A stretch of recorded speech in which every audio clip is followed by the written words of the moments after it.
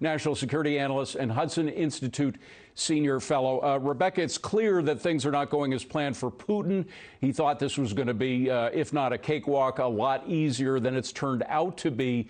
Do you think there's any way he's looking to back out of this, or is he going to double down with carpet bombing and things like that? Unfortunately, I don't think that Putin is anywhere near considering backing down, David. Some of the earlier assessments, I think some of the early kind of victory laps that some commentators have taken are just simply premature. The Ukrainians have been valiant. The military has been fighting hard, fighting well.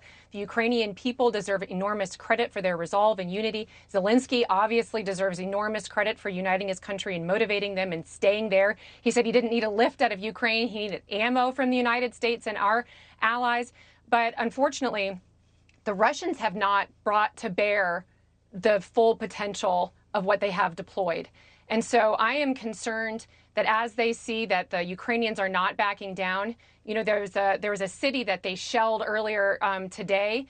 The particular weapons they use, David, are meant to harm civilians, yes, or they're at least meant to not care about civilians. And so I am afraid that the worst is still ahead of us, David. What is happening in Russia, though? We understand that there are cracks in these relationships that Putin's had, not only with the oligarchs that have surrounded him these many years, but also with some people in his own administration, some of his military advisors. Are those cracks, could they prove fatal to his governance?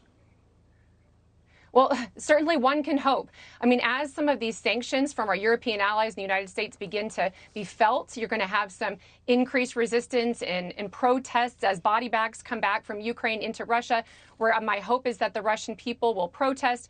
Unfortunately, I just don't have confidence that that's going to be what changes his mind. I think it's going to have to be the United States and our allies that finally make Putin stop. We have to raise the costs far higher. We're going to have to go after the energy sector.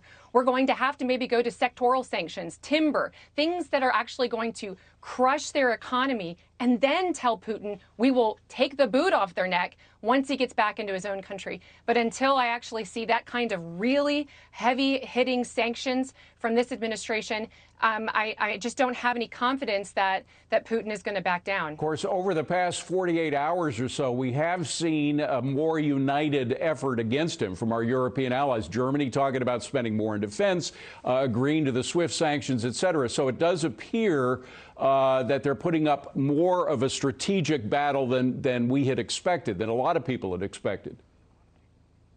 You know, what's interesting, though, there was a Washington Post piece that had some reporting over the weekend that said that the Biden administration was surprised at how forward-leaning the Europeans were, ahead of the United States. We are not even leading at all. I mean, the United States is following. And I think that just this administration, the Biden administration, is far too risk-averse, too afraid of their own shadow of escalating this situation.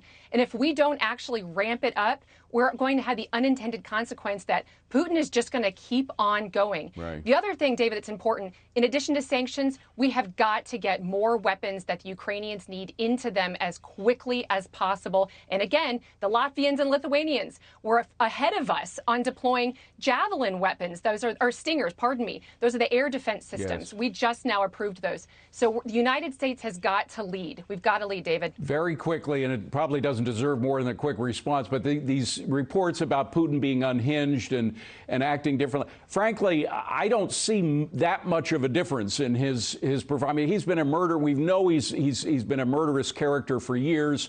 His speech a couple of days ago, people said it was different from the past speeches, but in fact, he's been talking about taking over not only Ukraine, but the Baltics as a part of Russia for at least since last summer, if not before then. So do you buy into any of this Putin unhinged theories?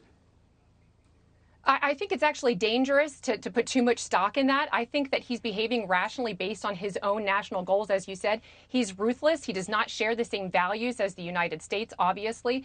And I think that he doesn't care about civilian casualties, the things that we care about so much. And so I think the only way he's going to stop is if the United States and our allies make him stop. And unfortunately, again, like I said, I don't think that we're anywhere near that. And I think that the worst is still ahead of us. Rebeccah Heinrichs, good to see you, Rebeccah. Thank you very much.